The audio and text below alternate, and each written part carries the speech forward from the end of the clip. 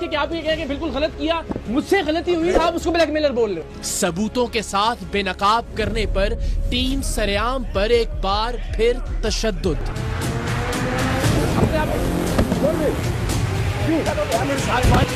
बेटा मुझे सिर्फ जो शुरू में मैंने आके इनसे रिस्पेक्ट से बात की है ना, वो दिखा दो।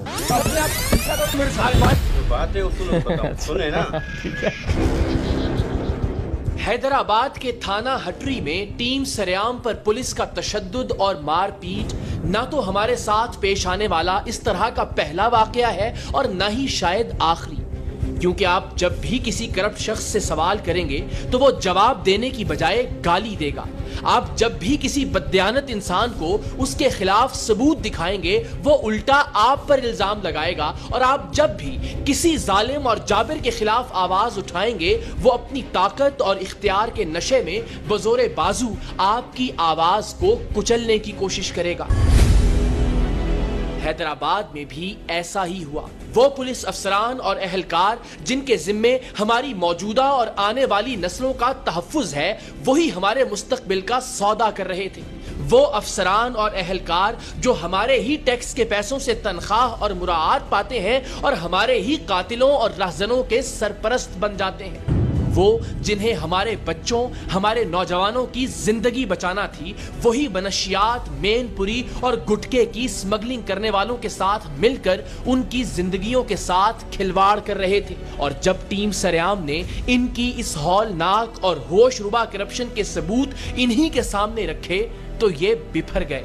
इनके अंदर का बादशाह और फिरौन इनके चेहरों पर नमूदार हुआ, और फिर इन्होंने वो किया जो एक बुज़दिल, एक करप्ट और एक लाजवाब हो जाने वाला इंसान आखिरी हरबे के तौर पर करता है, यानी तशद्दुद और मारपीट।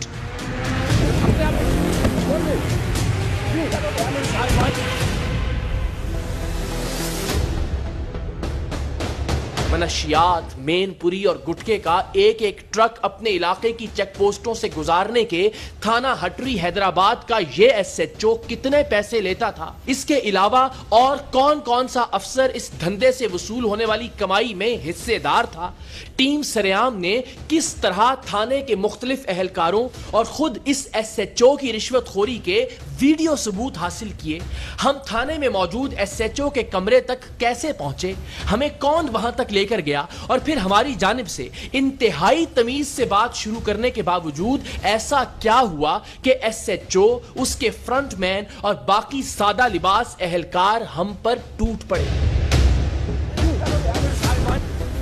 एसएचओ के मुक्कों और थप्पड़ों के बावजूद मैंने उस पर हाथ क्यों नहीं उठाया?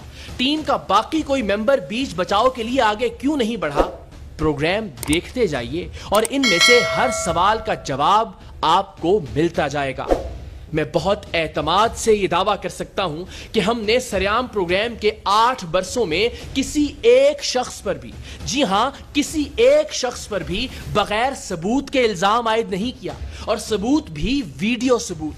सो आज भी हैदराबाद के हटरी थाने के अफसरान और अहलकारों की रिश्वतखोरी, जमीर फरोशी और वहशत परस्ती मुकम्मल वीडियो सबूतों के साथ आपके सामने बेनकाब होगी। हमारी डेली की 1000 मेनपुरी जाएंगी। एक टन एक दफा जाएगा। ठीक है। आएंगे बस 50,000। कौन आता है?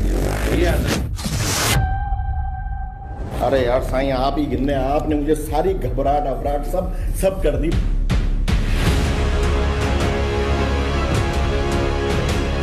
हैदराबाद का थाना हटरी कराची लाहौर मरकजी शाहराह पर वाक़े है, और यहीं से मीरपुर खास, टंडो आदम, टंडो अलहयार, टंडो जाम, नवाब शाह और सांगढ़ के रास्ते भी निकलते हैं। इसीलिए इस थाने की हुदूद इस एतबार से अहम थी कि किसी भी गैर कानूनी चीज की नकलो हमल के लिए इस थाने की चेक पोस्टों से क्लियरेंस जरूरी थी, और वो क्लियरेंस थाने के एसएचओ को भत्ता दिए बगैर मुमकिन नहीं थी। इस थाने का एसएचओ फारूक राहोपोटो कोई आम एसएचओ नहीं था।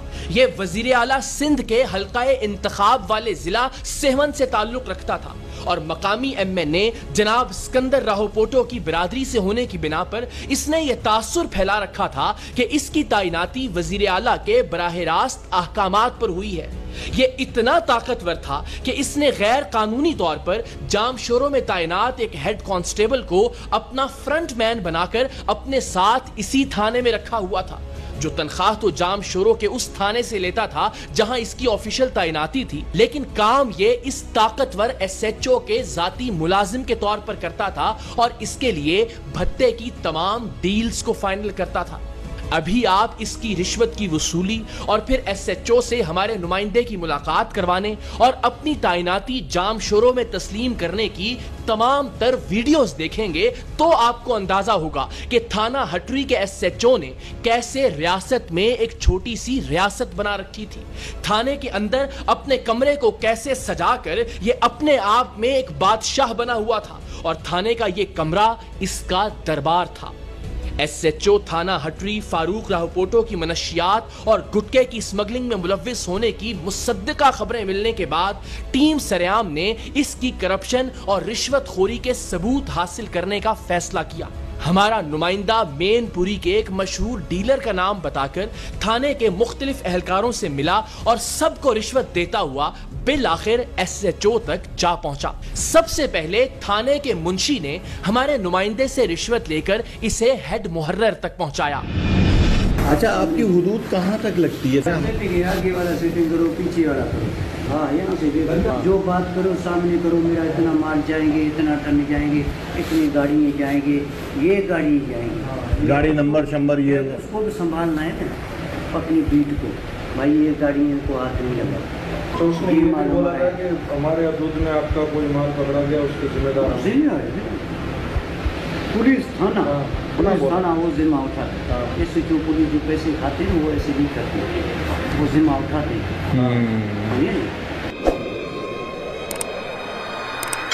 ये नजराना नहीं हमारी अभी तो समझो आपको ये पहली डील की हमने